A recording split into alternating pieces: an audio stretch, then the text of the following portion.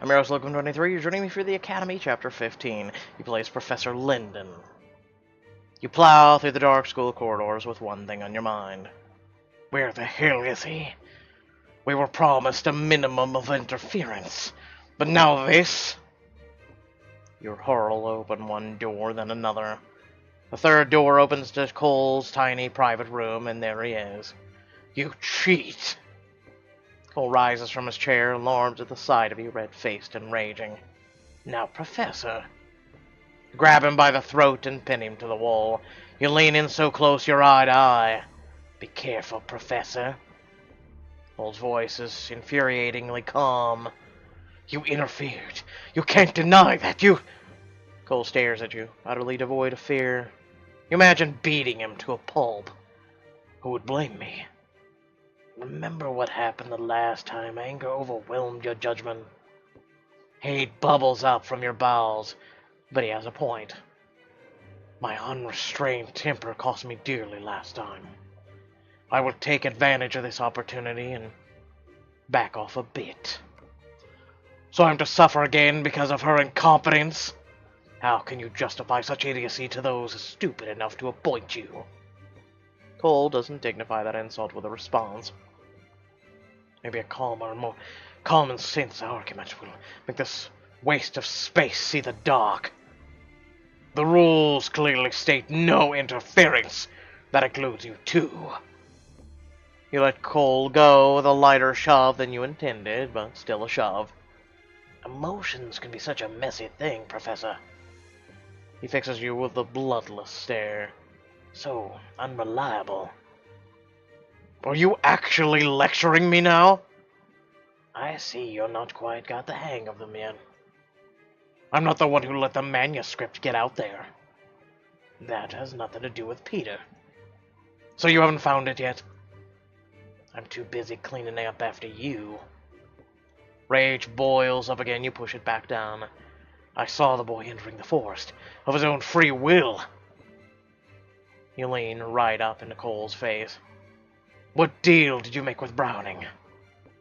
Cole puts a handkerchief out of his pocket and swabs his neck and forehead. It would take less than a minute to strangle him with that. The image of him dying, his swollen tongue protruding from his mouth, calms you. I don't make deals. You've polluted this place for centuries, never showing the smallest shred of being impartial. And now you think I'll just let you stand in the way of... I heard you, calling the boy in that voice. You stop. Damn it, he heard me. How? You quickly recalibrate. Mimicking a young girl in distress was one of my better performances. You fight a small smile. I did not call to him. I called out, and he heard me. That's a huge difference. And Peter decided he had to be the hero, rescue the girl all alone. Cole fixes you with a knowing look. And that was a clear infraction. Peter was inside the campus gate. You overstepped, as I warned you would. Oh, you were warned, were you? You moved to grab him by the throat again, but think the better of it. Listen to me, you fool. This isn't about me. Browning is no saint. She manipulates, she cheats. Cole remains unriled. You can't just see it, because she's exploiting you too. The same way she exploits these children, better natures. Cole's feature softens as if he were a simple-minded child requiring exceptional patience. Let's be honest, Professor Linden. We are all exploiting each other in this game. He's got me there. You turn on your heels without another word and depart. You hurry down the hall and toward your office. I'm in this alone. That much is obvious. I must take action. Dr. Browning clearly has. I will... stay away from Browning for now.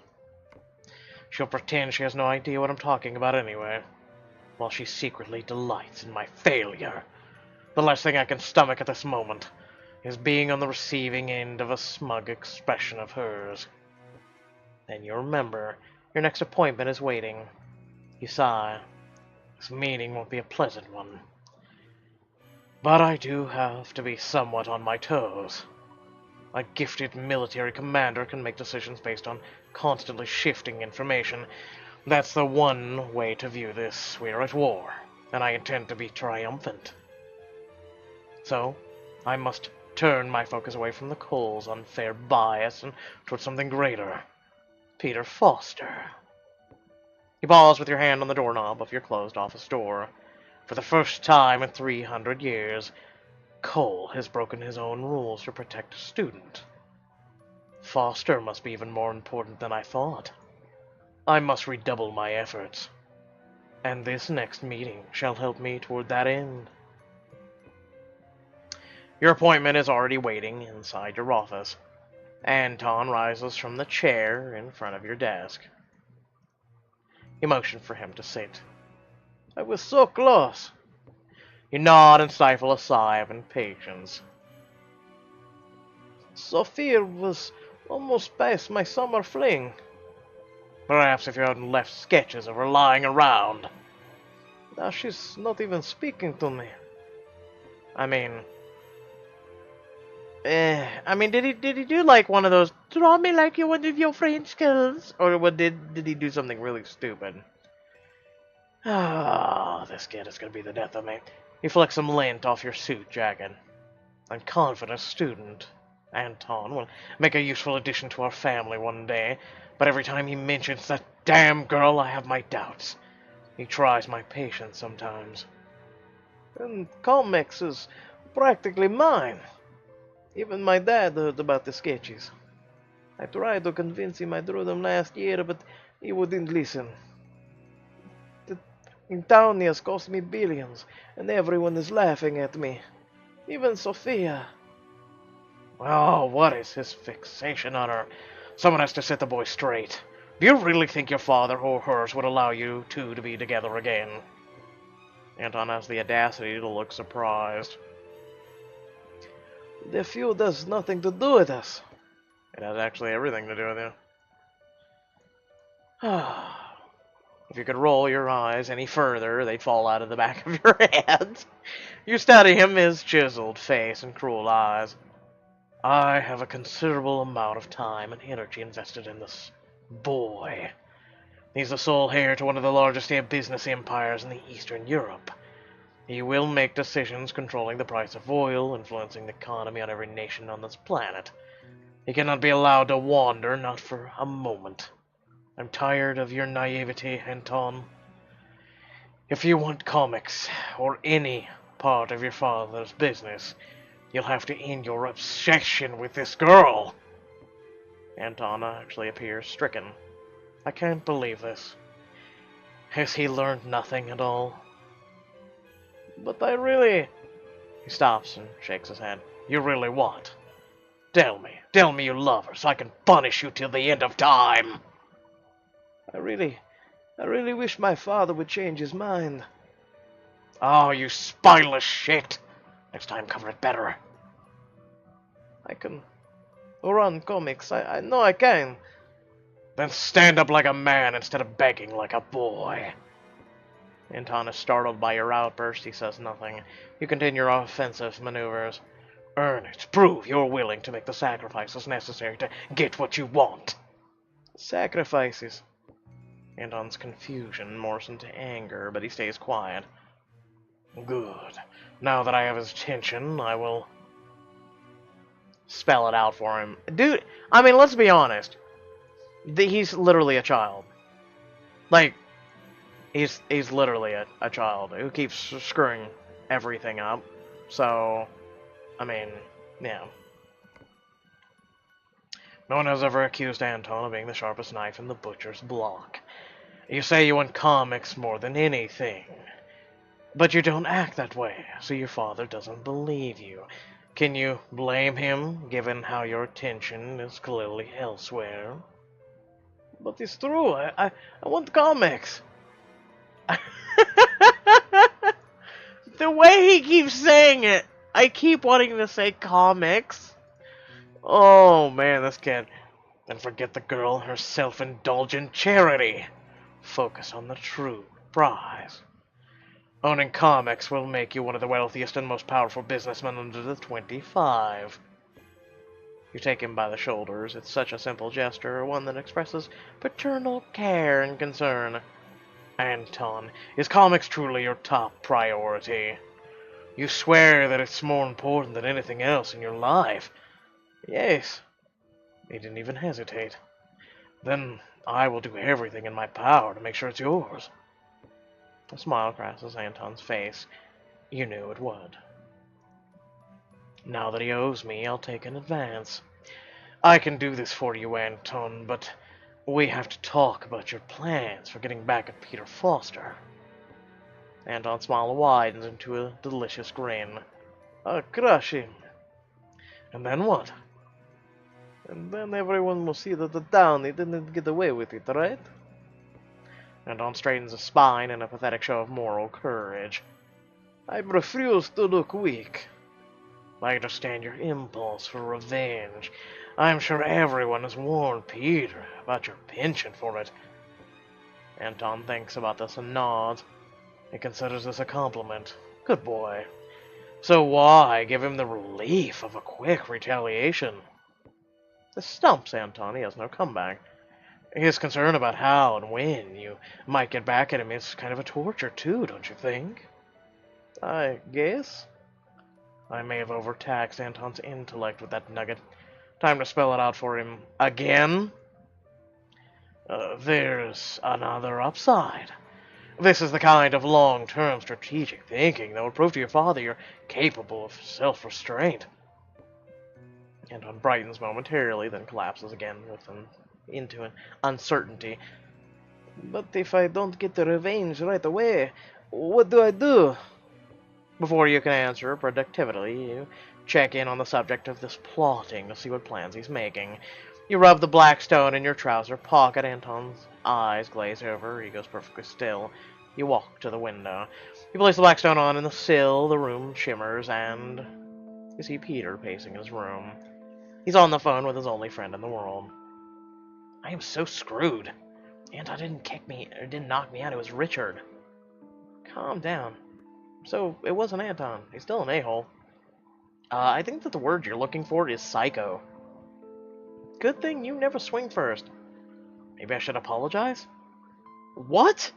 Then he'll know it was you. Maybe he'll treat you with a little more respect now. You know that isn't how I handle shit like this, man. Yeah, but you're at the academy now. This is from the guy who told me not to drink Kool-Aid. That was before you started pulling people out of trees. So you think I should do nothing? May as well take the credit for screwing him over. Maybe then Sophia will get the message too, and no one will mess with you for a while. And Richard? Sneak up and knock him out behind. Like he did. What an ass. Peter stops pacing. He sighs deeply. Thanks for the advice, Zach. I better get to Homework. Stay away from pissed off trees, Foster. As Peter hangs up the phone, the scene shimmers again. You can't help but smile as you slip the stone back into your pocket. Seeing Peter so easily persuaded, and by such soft logic, gives me a brilliant idea. Now to ensure Anton doesn't get in there and muck it up.